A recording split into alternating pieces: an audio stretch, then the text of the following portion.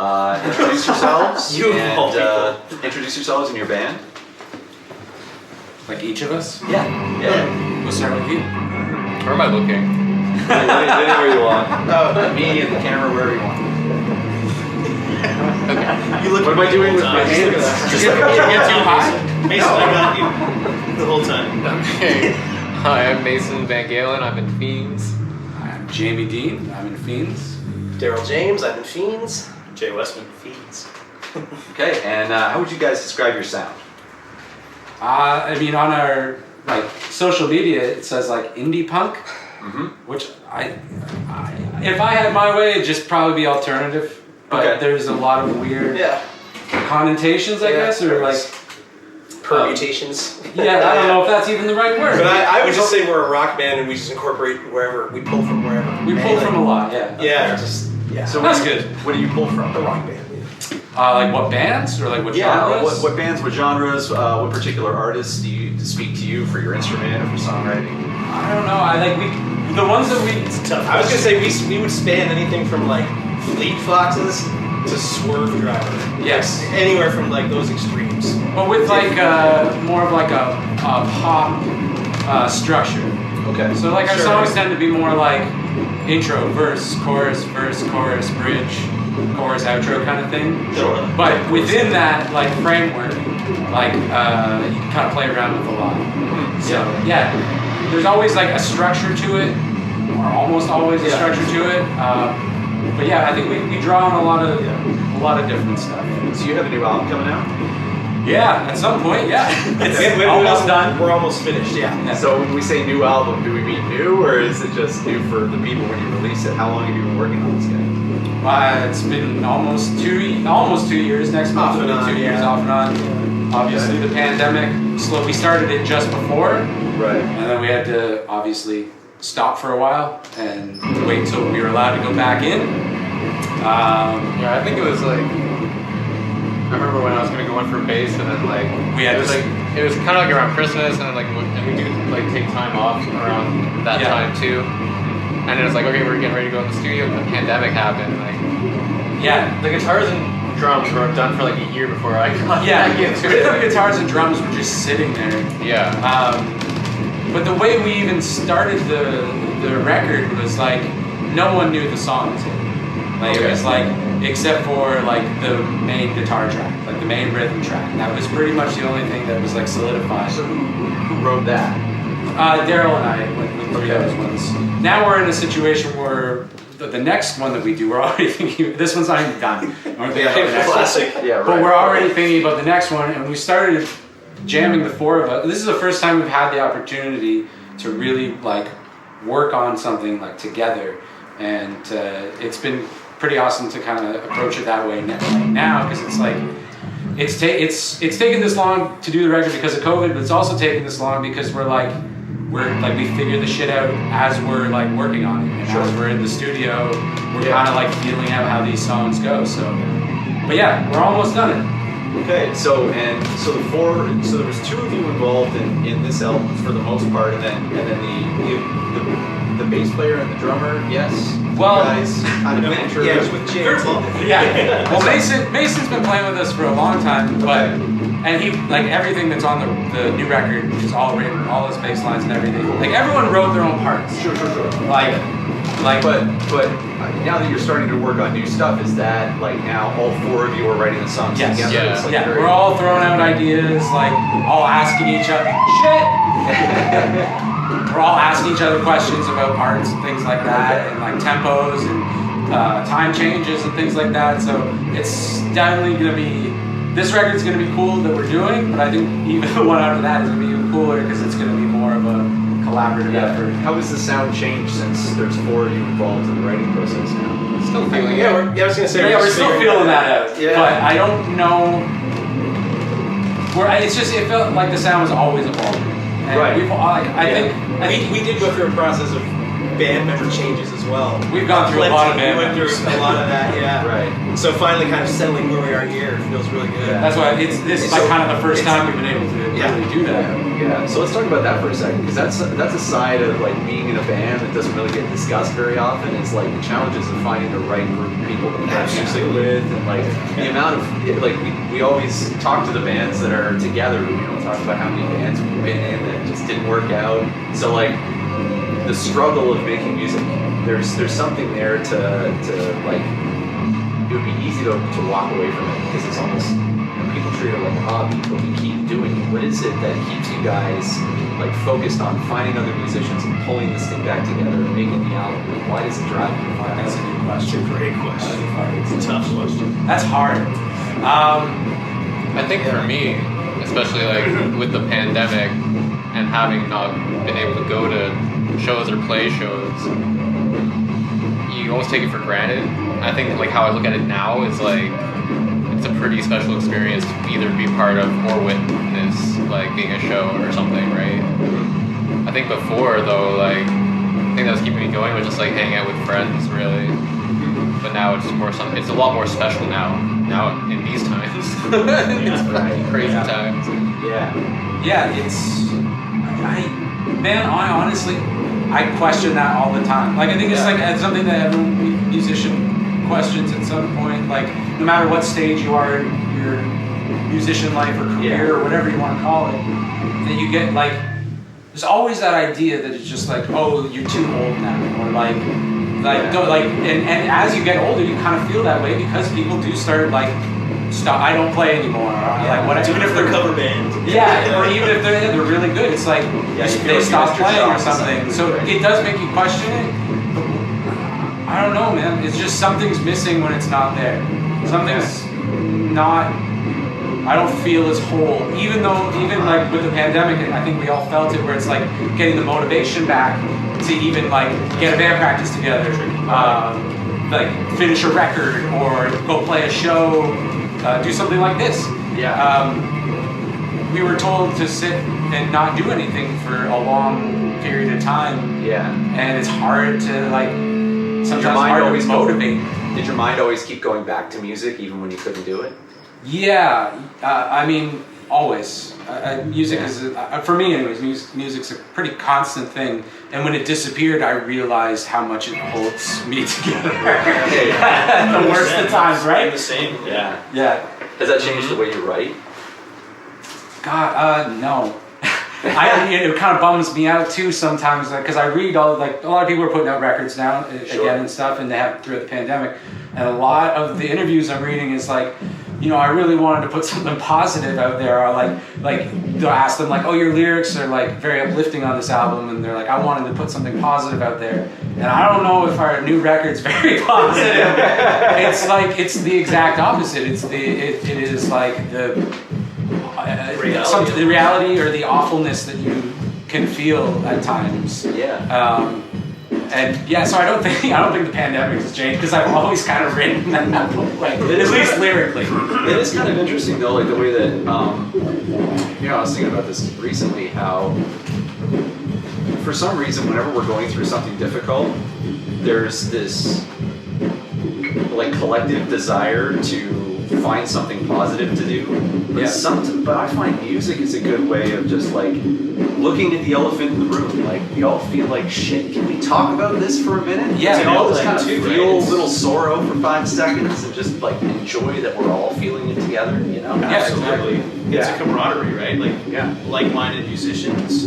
It's even if it's sad or it's uplifting. It's artists getting together and using your brain again. Yes. And like that's the thing for me. It was like I didn't know it until it was too late, and then it was starting to play again. I was like, oh my god. It was I didn't take it. I don't think I took it for granted, but I didn't realize how busy I was and how social I was, going to shows and also playing, and then all of a sudden for everything to shut down at the same time. That was the tricky part. And then trying to get into a rhythm, because again, you just Groundhog Day at home, working from home, or even those situations change. There's so much other shit you had to deal with. That then even the thought was in the back of my mind, and then when it started, it was like got excited again. It's like, oh my god, Yeah. I'm gonna use my brain creatively again. Yeah. Because it was like same thing. Like my wife, when I'm not playing, she's like, you need to start a band. You're driving me fucking My nuts. girlfriend And does I'm the like, same really? thing. But it's like that. Just like I'll play till I die, and it's like it does. I don't care what I'm playing. I gotta play. So this has been great. Is it the same for you guys where it's like it's a release, like you need to get this shit out of your system kind of thing? I think so because I had Gotta forgotten be part of it all the time. Yeah, Like, I had it's a forgotten creative how outlet, right? much stress I release. get out. 100%. Is even if we practice, like it just something happens where I feel better after. It's endorphins, and Yeah. it's definitely a chemical thing. Using for your sure. brain, you're being It's also, active. you're using your skills a lot too. When you have a group of people like this where you respect each other's skills, it's like getting together and putting your skills together is part of why I still do it. Like when you were Huge asking collaboration. what Yeah, keeps it's us awesome. going, it's just the excitement of, I know something awesome is going to happen. That's why band breakups always are brutal Yeah. because it's so personal and you don't think it is at the time, but you just get so connected and then somebody leaves, you're like, dick. So it's like, we're 30, it shouldn't be like that. Yeah, We're 40, it shouldn't be like that. It's like, it always ends badly because people get so invested because it's an emotional attachment. I find it's like it's not that like they're like pets, but it's like losing a pet. You know what I mean? Totally. Where like that's a part of your family, and then they're gone, and you're like, oh, we can get And it's a dogs routine, or dogs, get right? another Yeah, dog. just And it's like it's not the And it's a same, routine. man. You've been seeing those dudes for how many times Yeah. a week, for how many weeks, how many years, potentially certain bands. Like, and then what happens too? Sometimes you leave a band and you kind of lose those friends because you fill that night with another band. Yeah. And that's why, you know, again, my wife's always said, like, you have a lot of acquaintances, but not a lot of close friends. I said, well, that's because I've been a drummer in all these different bands. So it's like my time is with the bands I'm in. Yeah. So it's like I love that guy, but I don't see him once a week anymore. Right. So I don't have time to. Doesn't mean I don't love the guy anymore, but it's a weird situation. So you go through like groups of people that you hang out with creatively when you're a musician too. Yeah. Which is weird for people to understand. It kind of leaves you in a cool spot though, because even though like you may not be like super close friends with them, like who knows what happens down the line? Start another band. Comes around. Well, it's happened to me tons of times. Yeah, It's I mean, I find that's especially fun when you haven't seen someone in like 5 or 6 years, and then they have a guitar and you have your drum, Oh, and man, you're it's like, the best. yeah, let's fucking jam again. And Yeah. then Oh, you yeah. see, you're like, No wow, question. Yeah. look at the way you play now. Like Yeah. you're not even the same dude anymore. Yeah. So it true. just changes everything. Yeah. Life is very cyclical like that, because I used to like go see your band that you were in Shovelface when I was in high school. Shovelface. Yeah. That's awesome. What kind of music was that? Ska punk. And very good. Yeah. Very good. Yeah. Uh, Wow. that's and a think deep like, cut. oh, this drummer's awesome. Like I would love to play with a drummer like that someday. And like all these fucking decades later, we're It's playing. weird, we're right? playing Well, music scene's a together, scene, right? If people don't move out, Yeah. they commingle and right. Yeah. It happens. But you two have been playing together for a long ass time, though, right? For a while now, Yeah, yeah. I've been. How yeah, long? Yeah. Well, technically, we started with my first band, like my band before Fiends. We were called The Unveiling, and Jamie joined in and played drums with us. Cool. So we started there, and then that band kind of disintegrated. And for like 6 months, it was like we were talking about that downtime of, God, I got no music, I'm depressed. And then Jamie approached me and said, hey, do you want to start? Do you want to do a band? Do you want to start something? See what happens. So really, yeah, almost 10 years, I'd say. Pretty close to that. Yeah. We've been really doing music together. And Fiends has been going for just over 5 years. Yeah, 5 or 6 years now. So when you started Fiends, was the goal to continue what you had done before, or start something new? Was there like a Something mission, new, I or believe, yeah. Something new, and And there wasn't a defined mission. It that was very the nice loose. thing. And Yeah. like I feel like it's been pretty loose up until recently, where it Yeah. feels a little more like things feel a little more solidified. But yeah, Yeah. there wasn't an end goal. The goal was to make music, record it, put it out, play some shows. Like that's all, and just like And the funny thing, oddly enough, since I was in that funk I was describing, I was just kind of like, I guess so. Like, he's been very patient with me. I was gonna say. Since we started. there like, was some convincing. Yeah, I went a little bit like, I don't know if I don't Are you care. the- to are you now the diva in loving the band? this. Say it again. Are you the diva in the band? A little bit, I think. Yeah. Yeah. I think so. Yeah, I think if- I yeah. never thought about that before. If we were but going I to thought- take a quiz. That's hilarious. Yeah. Everyone would pick you. I think so. Yeah, it But took yeah, some just- convincing to get you to like. Get enthusiastic, really. Yeah, Maybe because we you look were at it you as were more- down you were down to like come Yeah. and into the studio and work some stuff out and Yeah. play on some stuff. But even after that had happened, But, like, the it was next- still like It just took a Next while. time, I just kept What having made to me rope play you a in. show? Yeah. Because like I just finished this first band I really liked, and I don't know where this one. You know, my head was just in a I have a mess. theory Yeah. about the diva. I don't want to call it a complex, but just I have a feeling that people. I've known people when they play an instrument, like you can tell what emotion they're accessing when they're playing. Yeah. So for me, it's rage. Right. Like it comes out, you know, and some people Aggression it's and- right. Yeah. And some people it's pain, and I find that people that are really close to that pain level, it's really hard to pull back. Like I've had to learn how to control my temper over the years, and drumming helped, but it didn't really fix the problem. You know what I mean? No, for sure. So I think part of it is just like when you're thinking about when you're so close to that soulful level when you're playing your instrument, it's really hard to pull back in the rest of life. Yeah. You know, it's like accessible. It's right in arm's reach. Yeah, You know what yeah. I mean? Yeah. What emotions do you guys use when you play? Do you think? Everything? That's a pop out. I don't know. But I just feel like a release. I don't know about Yeah. anyone else. Big release, yeah, Yeah. I would say that. But also like paying attention to everyone else and being connected that way too. Right. So there's like an awareness outside of yourself kind of thing going on. Yeah, but I also lose myself. Like we'll be like 5 songs into a set, and I'll be like, I don't even remember how we got here. Yeah. But like Last it's- song already? Holy shit. It's not like I'm It's on. blurry. It's not like I'm on autopilot. It's like No, I get it. You're at a different level. You're in a flow yes. state. I don't want to. I don't Zoned out, want not zoned to out. say transcendent, but it's like, yeah, your brain just sort of. It's something else. Yeah. Has everyone here seen Soul? Oh, that Not just yet, that- yeah. No, I haven't. But I've Well- heard good things. Go into it. yeah, what's Lay it on us. That yeah, the scene of just like it's like they're in the afterworld and it's just like kind of showing people in limbo at one point. Yeah. It's like these are people who are alive though, but they're people who are like just lost in their craft. Like they've been transported to another place. That's why they're in limbo. They're like it's like a character just like jamming on the piano or like you're shredding a guitar. It's just like They're you've gone to another place. And Huh. I like that. That's actually really good. Yeah, it's like they're just, and they need to get back to, Yeah. right? Yeah. yeah, like Cool. even the last song that we played, like I could keep playing the end of that song. I could get lost in that forever. Yeah. yeah, well, absolutely. And that's the thing, right? You can play something for way too long. It would be way too okay though. But like no one would stop. I don't fucking stop. No, Yeah. they look at somebody else, okay, let's stop. But it's like, I'll just do it. Yeah, Right? that's- But when it's a vibe and you're all in it, Feels good. you don't think about stopping because it's like a moment too. Well, it's like energy transferring to energy, So transferring much, to energy, yeah. and like we're all just bouncing it off each other while and we it's play. like everyone's Until like, we yeah, die. right. Until we.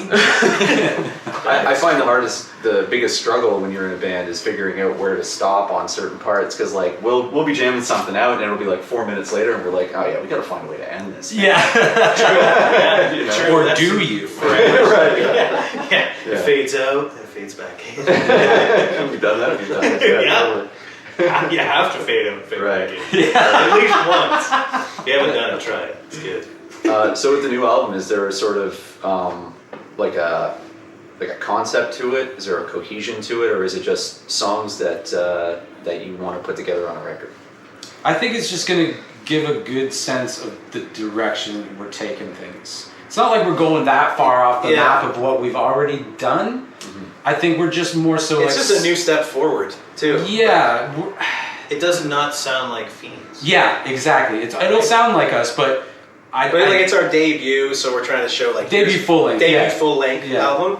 So we're trying to show here's where we are now, as opposed to where we were before. I did a lot of yelling on previous stuff. Yeah, like things like that. And Like, this there's is less. this is way more singing. Yeah, Like, we've I always did had notice there's been a distinct like difference in the way that your new stuff has been since it started. Because I listened to your early stuff, and there's like a rawness. It's not that it's gone; it's just that it's more refined now. Does that make sense? Totally. Yeah. And I think that's just something that's Absolutely. come over time, and like as the lineup has been more solidified, everyone feels a lot more solid, I think, in like the parts that they play, or just playing around with the parts that we've already got for old songs, and just like, I'm gonna do this now because it sounds cool, and it makes this song fresh to me, and it just, I don't know, there is definitely more of a polished feeling to how we approach the songs and the recording process. But yeah, I think the new records, it's going to sound like us, but I think it's just going to give people an idea further of where we're going, And we're just as excited to hear it too. And at the end of the day, every band's sound changes over time. No band's static. Yeah. Right. Well, if they start getting static, usually people stop listening. Exactly. Absolutely. But isn't that what people want though? It's always that's what you hear, but no. That's what people say. Like, oh, Like, I want the old they stuff. put out this new record. It sounds nothing like that last record. Yeah. It's like, well, no shit. I hope it doesn't sound anything like the last record. Right. Because I love Put seeing that record out. Yeah, I love seeing evolutions of bands. Even if I think your new record isn't good, or isn't good, but I don't like it. It doesn't vibe with me. Right. I'll still, if I like the band, I'll stick with the band. I'll be like, they'll put out another record, and maybe I'll like the other record. Plus, they've already put out these other records that I really liked.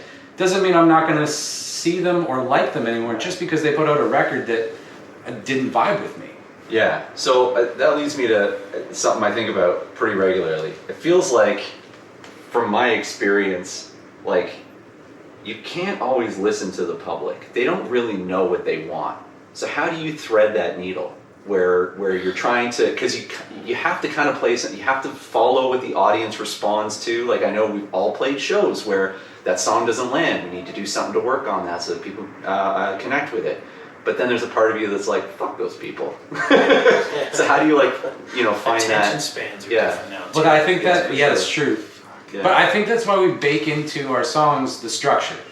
Because every single person understands a pop song structure, right? Mm-hmm. Or a pop rock song structure. And it's familiar. It's People familiar. know where it's going. We have verses and choruses. People like something to sing along to, during the show. It's something you can pick up on really quickly. But yeah, fuck people. I mean, really do what you want, but be honest with yourself and honest with your bandmates of like, does this sound like fucking shit? Are we going too long on this part? Like, and as long as everyone checks their ego at the door, before you start working on stuff, and don't be too precious, and at least be able to be like, let's at least try that idea. Yeah. Did you just say So fuck people, including you? I said fuck people. I did. Yeah.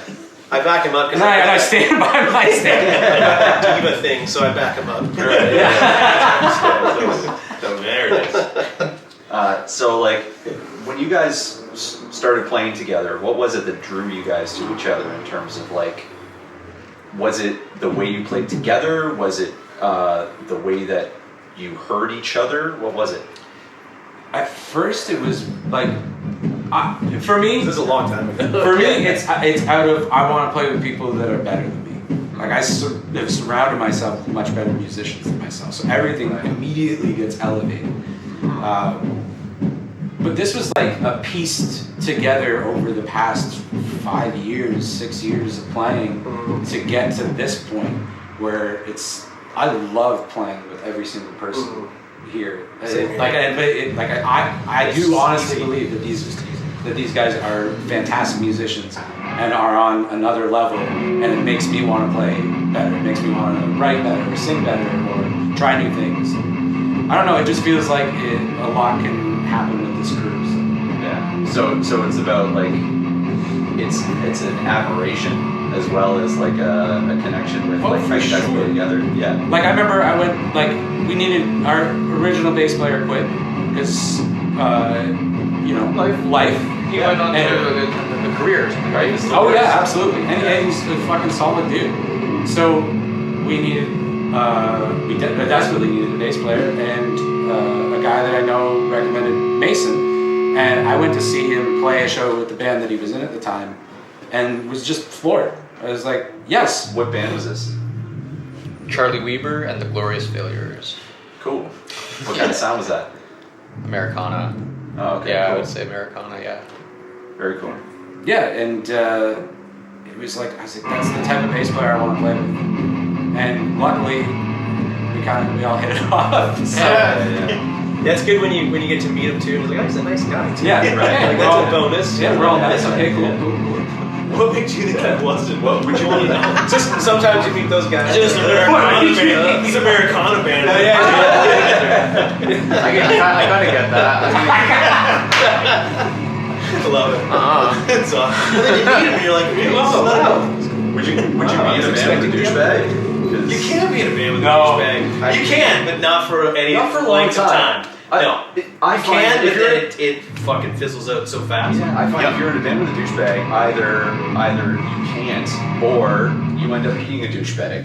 Yeah, that's that. Yeah, the latter's not fun. Yeah. Yeah, no.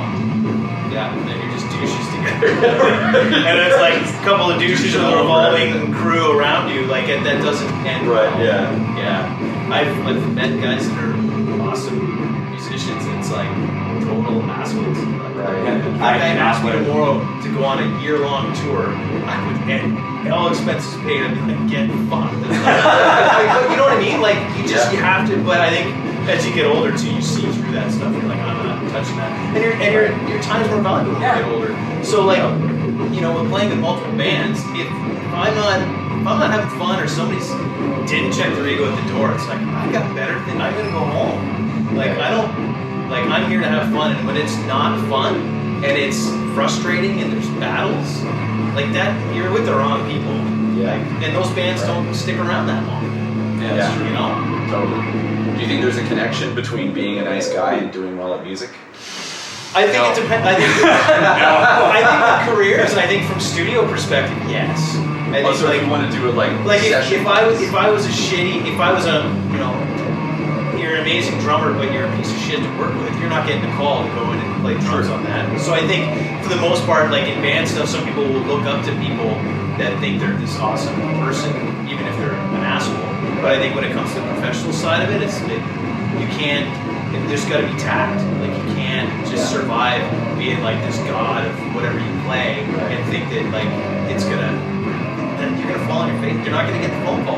Right. But you also can't just survive. I've learned you can't just survive on being nice either. Like, there are certain That's a fine not line, within your right. band, Yeah, but in the industry, everything that's around you. Yeah. Sometimes you gotta say something, or else shit doesn't happen. You can't be pushed over. Yeah, you can't be. That's the biggest. It's kind of shark infested waters. Like, you gotta. And you learn as you go, right? Like, I made dumb decisions when I was 20. Don't regret them because I didn't know that it was a dumb decision. Yeah. Looking back, fucking dumb. But I didn't know at the time, right? It's like, but no one's getting. Where's the money going? I don't know. I was playing. Yeah. Where did the money go? I don't know. Now you gotta know where the money goes. Oh, here's like, a I beer. didn't know that. Okay. Oh, yeah. Paid for those shows we played, right? Oh, yeah, don't worry. Yeah, don't worry about it. Here's some beer. Yeah, that's why you don't know what you don't know, right? And you're right. I've been in lots of situations over the years. Yeah, it's a crazy learning curve. But I think half the battle is being with people that are like-minded, so you can kind of figure it out together. Yeah. Right. Bounce. Do you think this is a good idea? Yeah. Like, be honest and say, "Fuck no." Yeah. Or yeah, we need this, and everyone, you can't. Everyone's got to be 100% because then you got 3 out of 4 that are into it. Right. You don't want to be the guy that said, Oh yeah, and like you you definitely don't want to go on tour if not everybody's not all on the same. we were talking about on the way up. Yeah. There's so much downtime Yeah, that if you're not on the same page, And you don't need you don't know when to leave certain people alone. I describe tour as hurry up and wait. Yeah. Right. Yeah. and you're not wrong. It is. Yeah. All day, Someone said that to me 45 once, and it's like, minutes that's on exactly stage. it. Yeah. Yeah, it's a lot. It's a lot. It's not for everybody. Right. Yeah. So like, what do you think the most important thing to keep in mind before you go on tour is, like, in terms of like mindset? There's so many factors, right? If it's a DIY and you're trying to ask for places to sleep at the end of the show on the microphone versus you've got, You can't do that when you're in your 30s. People no, are like, and you "Oh, gotta man, pick you're your not spots, right? Like you said earlier about like maybe I missed my time to make it. It's like if you're looking at it as trying to make it, then you're looking at it the wrong way. Like Right. you might do silly stuff that doesn't make sense because you think that's what you need to do to make it. Like I don't know, different mindsets get you different spots, and a lot of it, in my experience, is timing and who you know. And so it's like by accident. Like it's like think about how many like I could play almost every CD that I owned back in the day when I was younger. Right. But and it's why am I not the drummer for that band. I can play it. You weren't fucking there. Yeah, when those guys, like it's so like you can't if you look at it as like I'm like, and that's when you get those asshole musicians where it's like think their shit doesn't stink. It's like no one wants to play with you, but I can play anything. Like you're a dick. Like You said about timing. No. Like, you know the story of how Phil Collins got the gig as drummer in Genesis? no, I He don't was the actually. first drummer. So they had a drummer, guy left. I don't know the circumstances. Sure. They were auditioning, but they were already, like they were Right, already like big, yeah. So everybody wanted to play drums for them, and they were doing auditions in this hotel. And Phil Collins showed up, and they asked, like he was like one of the first people there, and they asked him like, do you want to do now or do you want to go later? He's like, I'll go last. And then he spent the day, and he just went into the swimming pool, and he swam around the pool, and had perfect acoustics. He could hear the band playing into the pool for the entire day. He basically just listened to them play the entire day while he swam in this pool. No way. Learned all their songs, figured out exactly how he wanted to play it, and he jumped in, just crushed it. And if he played first, Yeah, it wouldn't fucking happen. totally different line. Yeah. That's amazing. Yeah. Never heard that. Yeah, smart dude. Like, He's just mapping out all the parts and what to play and where to play, Yeah. and using that time to. can you imagine brilliant. auditioning for Genesis? Like, like what time signature are we? Oh, fuck, like 4 of them, dude. Like, All 4. There's 4. Can you imagine? All 4. Can you imagine? He's like swimming in that pool. He's like, yeah, I know what I do here. I know what I do here. I can help these guys out. Then I'll write a soundtrack to Tarzan. Fast forward. oh, that's great. Well, hey, you had to fill your time before Tarzan. Yeah, totally. It's all timing. That's amazing. Yeah, timing. Tarzan wasn't ready. Just wasn't ready yet. That's awesome. Okay, so normally I write some questions about the songs you guys perform, but one of them I didn't have access to, and the other ones I just didn't have time to write any questions. So, what were the names of the songs you played? Like the first, second, and third one? We played Weasel, Weasel. and Took a Lot, Mm-hmm. and the third one's called Living. Okay, and Weasel is a brand new one, right? Yeah, that one's gonna be on the new record. Okay, so did all 4 of you guys write this one, or was it like kind of focused on the 2 of you? We all put our own shit into the songs, Sure. but there's usually one person that has worked on the like main part or the verse and the chorus or Sure. something like Always, that. yeah. But Darryl came with this one pretty fully, like the rhythm part pretty fully formed. So Yes, yes, indeed. Cool. And what's this one about? lyrically, Yeah. it's about that voice in your head that you sometimes just want to strangle and get to shut up about all the negative things that it says to you, all the things it tells you you can't do, all the things it tells you that you aren't. It's from the perspective of that voice and just it getting joy out of the misery that it puts you in. Oh. Okay. So if that's not fucking uplifting, I don't know what that is. Welcome back, world. Yeah, which is like it's kind of like a weasel. It was like it just reminded me like a weaselly kind of thing. So did you guys write the lyrics together or separately? How did that work? He wrote the lyrics. Yeah. Yeah. I mean, you've helped me out with a bunch of spots on the new record, the spots that I'm just kind of stuck on or something. But yeah. Cool. So how do you you wrote the rhythm? So how do you write lyrics to someone else's rhythm?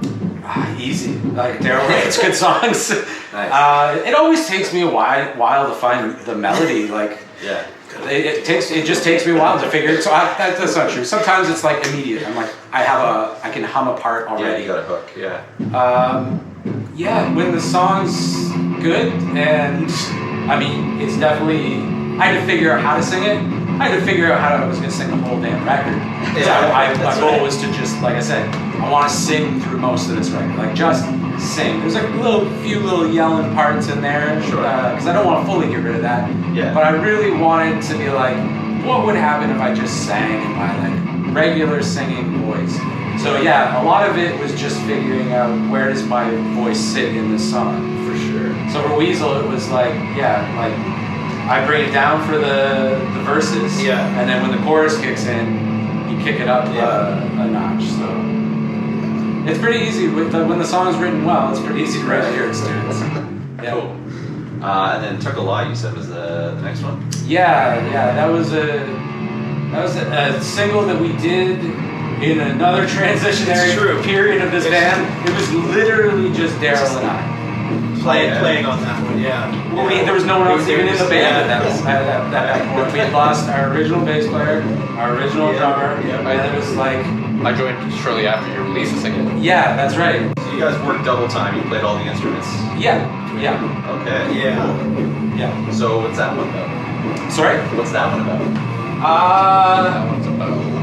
That one's about not really like giving up on, especially on music. It was written at a time like we were just the two of us. We lost like our rhythm section. It was just like makes sense. Yeah. So it was definitely approached from like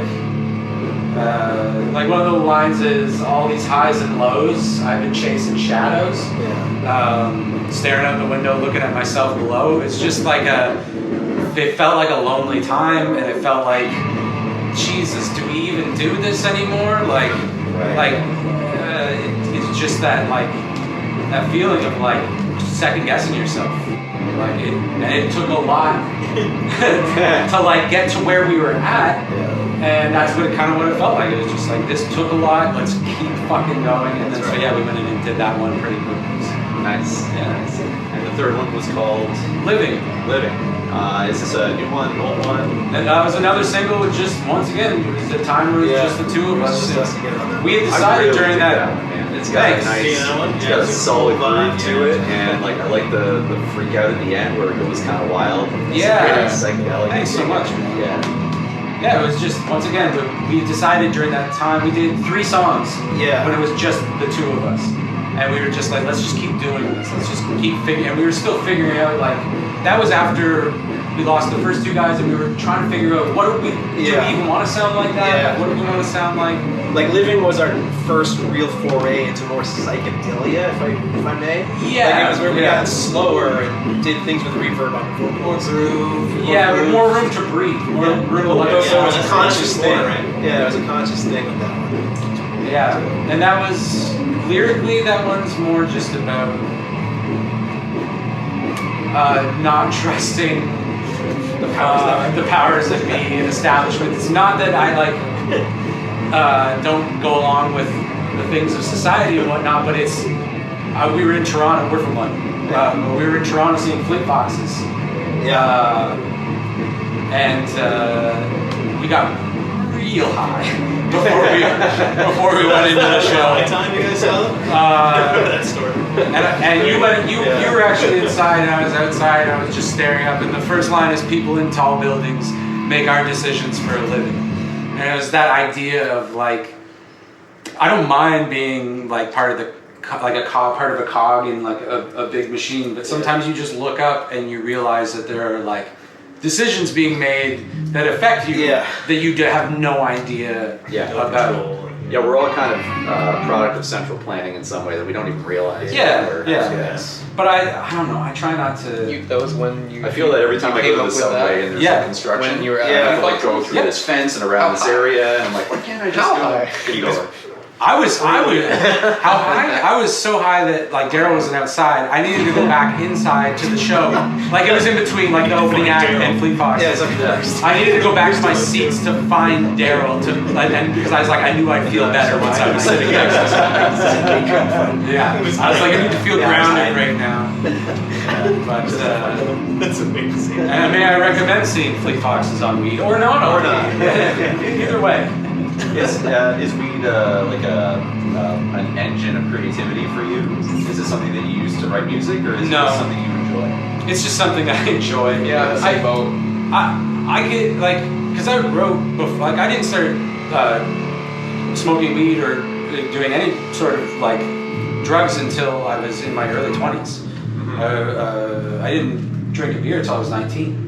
So I was pretty straight-laced until then. So I've been playing music since I was like 11 years old, writing songs since I was like 13. I'm sure they were fucking garbage. Actually, I can tell you they were fucking garbage. But yeah, I never used it as like a tool to get inspired or write anything. I use weed to clean. Yeah. Yeah, getting high cleaning, that's my shit. That's great. It's like, all right, let's clean some shit. Let's clean the whole place up. Down the vacuum. It's definitely more like a relaxation type thing, or like to settle my brain or something like that. If I'm feeling like there's a lot of static or something like that. I used to be a pretty angry person when I started smoking weed. And like, I think I was 22, 23 the first time I tried it. It calmed me the fuck down. Yeah. And not that I was ever like an outwardly like, but I had a lot of rage on the inside. Right. And smoking weed definitely, it gave me that beat.